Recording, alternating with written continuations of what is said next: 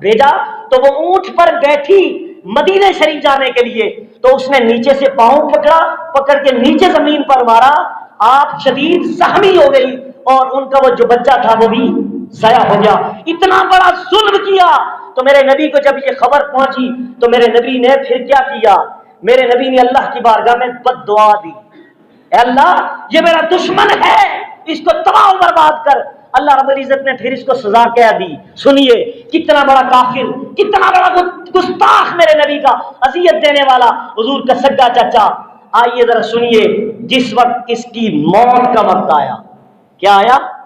موت کا وقت آیا۔ تاریخ کی کتابوں سے حوالہ دے رہا ہوں، البدایہ والنہایہ کے اندر روایت موجود ہے، جس وقت اس کی موت آئی تو جب یہ اس کو ایک بیماری لگی اور بیماری کا نام ہے آتش۔ کیا نام ہے؟ آتش۔ آتش ایسی بیماری کو کہتے ہیں کہ چھوٹا پیشاب ناک سے آنا شروع ہو گیا، بڑا پیشاب منہ سے آنا شروع ہو گیا۔ ایسی بیماری لگی ابو لہب کو، یہ میرے نبی کی ناموس پر حملہ کرنے والا غدار تھا، اس کی صلاح یہ بنتی تھی جب اس کی منہ سے بڑا پخانہ آنا شروع ہو گیا اور اس کے ناک سے چھوٹا پیشاب آنے لگ گیا، کرتے کرتے کچھ عرصے کے بعد اس کی ڈیتھ ہو گئی، اور پھر اس کا جو صحن تھا وہ اس گند سے بھر گیا، چھوٹے اور بڑے پخانے سے بھر گیا، اور اتنی بو پھیل گئی مکے پورے میں کہ پورے محلے کے لوگ وہاں سے بھاگ کر اپنے گھر چھوڑ کر نکل گئے، اتنی بدبو آنے لگی۔ اور پھر ایسا ہوا مرنے کے بعد اس کا پیٹ اتنا سوج گیا، پیٹ اس کا اتنا سوج گیا، روایت کے اندر آتا ہے اس سائیڈ والے جو بندے تھے انہیں اس طرف والے نظر نہیں آتے تھے اور اس طرف والے بندے اس طرف نہیں دیکھ سکتے تھے، اتنا موٹا اس کا پیٹ ہو گیا تھا ابو لہب کا۔ یعنی کہ یہ سزا تھی۔ اب کیا ہوا؟ جب سمیل آنے لگی، بو آنے لگی، اور اس کے بیٹوں نے کیا کیا؟ بیٹوں نے مزدوروں کو بلایا، لوگ تنگ آ گئے، ہر بندہ تانے دے رہا تھا یہ کیا ہو گیا کتنی، یعنی کہ ایک ایسی عجیب بو پھیلی پورے مکے میں کہ ہر بندہ گھر سے باہر نکل گیا، جنگل کی طرف بھاگ گیا۔ لیکن اس کے بچوں نے کیا کیا کہ مزدوروں کو بلایا اور انہیں کہا یار مہربانی کرو آپ اس کو جو ہے نا کہیں دفنا دو، دور مکے سے دور جا کر اس کو دفنا دو۔ تو اب انہوں نے کیا کیا کہ اس کو طریقہ بھی بتایا اس کے بیٹوں نے، ابو لہب کے بیٹوں نے کہا کہ ابا جی کی لاش کو تم نے کیسے؟ انہوں نے کہا یار ہم اس کے قریب نہیں جائیں گے، ہمیں طریقہ بتائیں، ہم اس کے قریب نہیں جا سکتے، ہماری طبیعت خراب ہو رہی ہے۔ تو انہوں نے کیا کیا؟ انہوں نے طریقہ بتایا بیٹوں نے کہ آپ رسی لیں، کیا لیں؟ رسی لیں۔ وہ رسی ان کو طریقہ بتایا کہ رسی کے آگے آپ اس طرح کی گرہ لگائیں، گرہ لگا کر زور سے پھینکیں، اور اس کی لاش پڑی ہوئی تھی، اس کے آگے جو پاؤں تھا وہ نظر آ رہا تھا، کہا اس کے پاؤں کی طرف اس طرح بنا کے اس کو گرہ لگائیں تاکہ وہ گرہ مضبوط ہے، تھوڑا سا کھینچے اور وہ گرہ مضبوط ہو جائے، آپ اس سے کھینچیں۔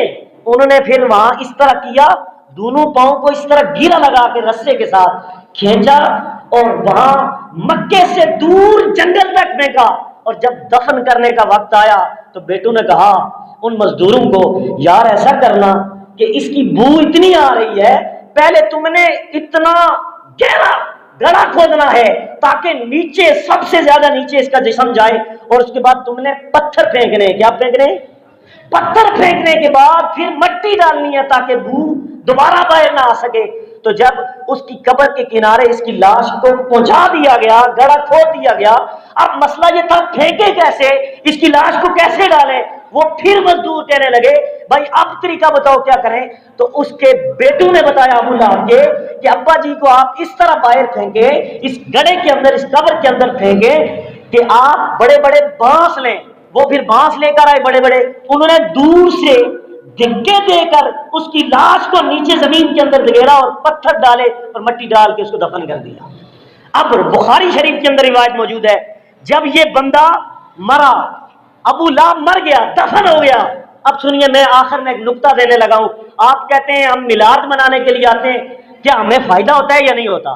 تو ابو لہب کی ناموس کا مسئلہ بتا دیا کہ ناموس رسالت کتنا ضروری مسئلہ ہے جس نے نہیں سمجھا اس کی دنیا اور آخرت خراب ہو گئی، جس طرح ابو لہب کی ہوئی۔ لیکن کیا ہوا، یہ دائمی کافر تھا، پکا کافر تھا، لیکن اس کے باوجود بخاری شریف کی حدیث نمبر 5101، بخاری کی حدیث نمبر 5101، اس کے گھر میں کسی نے اس کو خواب میں دیکھا، ابو لہب کو خواب میں دیکھا اور پوچھا بتا کہ تیرے ساتھ کیا معاملہ ہوا، تیرے ساتھ کیا معاملہ ہوا؟ تو روایت کے حدیث کے اندر آتے ہیں ماتا ابو لہب، ابو لہب جب مر گیا تو اس کے گھر والوں میں خواب میں اسے دیکھا تو پوچھا تیرے ساتھ کیا گزری؟ کہنے لگا یار بڑا ہی مجھے شدید عذاب ہو رہا ہے، تکلیف کم نہیں ہوئی، مجھے اللہ کی طرف سے عذاب مل رہا ہے، میں جہنم کے اندر جل رہا ہوں۔ لیکن پیر والے دن، پیر والے دن، کون سے دن؟ پیر والے دن مجھے تھوڑا سا پانی پلایا جاتا ہے، میرے عذاب میں تخفیف ہوتی ہے۔ گھر والوں نے خواب میں پوچھا پیر والے دن تجھے کیوں اللہ تبارک تعالیٰ تیرے عذاب میں کمی کرتا ہے، تخفیف کرتا ہے، وجہ کیا ہے؟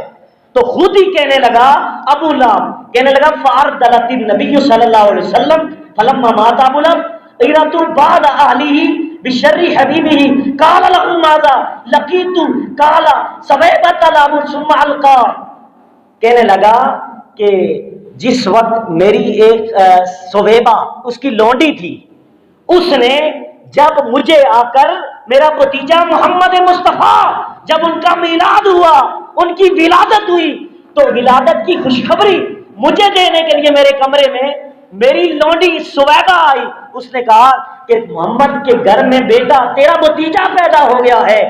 جو ہی میں نے سنا کہ محمد کا میلاد ہوا ہے تو فوراً اس خوشی میں چچا ہو کر، میں اپنا بھتیجا سمجھ کر، نبی سمجھ کر نہیں، بھتیجا سمجھ کے میں نے اپنی انگلی سے اشارہ کر کے اسے آزاد کر دیا۔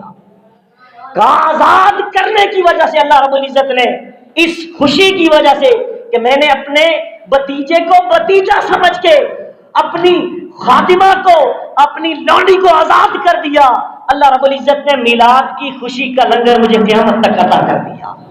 قیامت تک ہر سوموار والے دن اللہ تبارک تعالیٰ میرے عذاب میں کمی کر دیتا ہے۔